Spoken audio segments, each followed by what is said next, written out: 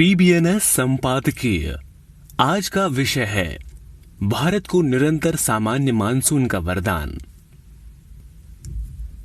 L Neena की स्थिति के बावजूद लगातार 5वें वर्ष सामान्य मानसून की भविष्यवाणी न केवल करोड़ों किसानों के लिए बल्कि सरकार के लिए भी अच्छी खबर है। खराब बारिश की स्थिति में देश की अर्थव्यवस्था और विकास की संभावनाओं पर कई तरह के प्रभाव पड़ते हैं। इसके अलावा विशेष रूप से भारत के लिए जीडीपी के दृष्टिकोण से वर्षा और कृषि का एक मजबूत संबंध है। सामान्य वर्षा पर्याप्त कृषि उपज और जलाशयों की पुनः पूर्ति के लिए भी महत्वपूर्ण है। इस साल जून और सितंबर की अवधि के दौरान वर्षा का लॉन्ग पीरियड एवरेज यानी एलपीए 96% रहने की संभावना है। आईएमडी ने सामान्य मानसून को एलपीए के 96% और 104% के बीच वर्गीकृत किया है।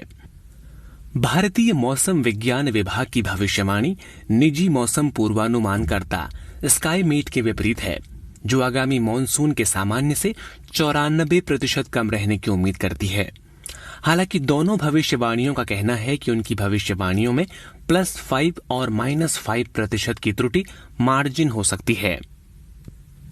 सामान्य मानसून के महत्व को इस तथ्य से भी समझा जा सकता है कि ये सिंचाई की पर्याप्त सुविधा के अभाव में देश के आधे से अधिक कृषि भूमि की सिंचाई करता है।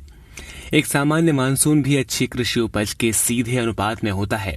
अच्छे कृषि उत्पादन के अभाव में खुदरा मुद्रास्फीति फिर से बढ़ जाने की संभावना बनी रहती है, जिसे हाल के महीनों में आरबीआई द्वारा बेहद सख्ती और केंद्र द्वारा उठाए गए अन्य प्रभावी उपायों के बाद नियंत्रित किया है। केंद्रीय बैंक भी मानसून की स्थिति पर बारीकी से नजर रखता है, क्योंकि देश के उपभोक्ता मूल्य सूचकांक में खाद्य पदार्थों का लगभग 50% हिस्सा है। ग्रीष्मकालीन मानसून में किसी भी प्रकार की भिन्नता देश की कृषि और ग्रामीण अर्थव्यवस्था को गंभीर रूप से प्रभावित करती है।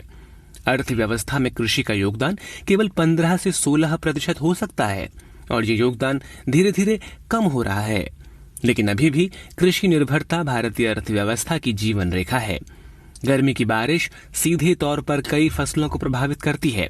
इनमें विशेष रूप से खरीफ या चावल, दालों और तिलहन जैसी गर्मियों की फसलें शामिल हैं, जो भारत के कुल खाद्य उत्पादन का लगभग 50% हिस्सा हैं। देश को वार्षिक वर्षा का लगभग 70% केवल गर्मी के मौसम में ही प्राप्त होता है और मानसून के देर से आगमन से भी गर्मियों की फसलों के रोपण पर बुरा असर पड़ता है। सामान्य से कम मानसून सूखे का भी कारण बन सकता है, जिसे देश ने 2014 और 15 के दौर में देखा था। एक और चुनौती ये है कि कम वर्षा के कारण सरकार को सूखे के दौरान प्रोत्साहन, सब्सिडी और अन्य सहायता देकर किसानों का समर्थन करना पड़ता है, जिससे राजकोषीय घाटा बढ़ता है, जिसे पाटना सरकार के लिए पहले से ही बड़ी चिंता का विषय है। भारत की लगभग 58% आबादी अपनी आजीविका के लिए कृषि पर निर्भर है और एक अच्छा कृषि उत्पादन उपभोक्ता वस्तुओं की मांग के साथ साथ ग्रामीण लोगों की आय को भी बढ़ाता है। ये एक मजबूत आर्थिक दृष्टिकोण में भी परिवर्तित होता है, जो बदले में खास तौर पर एफएमसीजी कृषि उत्पादों और सेवाओं और यहां तक कि व्हाइट गुड्स में काम करने वाली कंपनियों के लिए कॉरपोरेट और बाजार की जरूरतों को भी आगे बढ़ाता है। बारिश जलाशयों और भूजल को भी भरती है, जो न केवल सिंचाई में बल्कि जल विद्युत उत्पादन और घरेलू उपभोग में भी मदद करती है। जब सामान्य से कम मानसून होता है तो सब्सिडी वाले डीजल की मांग भी बढ़ जाती है, क्योंकि इसका उपयोग विभिन्न स्रोतों से पानी को पंप करने के लिए किया जाता है। इस तरह से देखा जाए तो पानी की कमी उद्योग और घरेलू उपयोग को प्रभावित करती है। इससे स्पष्ट होता है कि पिछले कुछ समय से लगातार वैश्विक मंदी और उच्च मुद्रास्फीति के दबाव के बीच सामान्य से कम मानसून भारतीय अर्थव्यवस्था के लिए संभवतः सबसे बड़ा जोखिम है। धन्यवाद।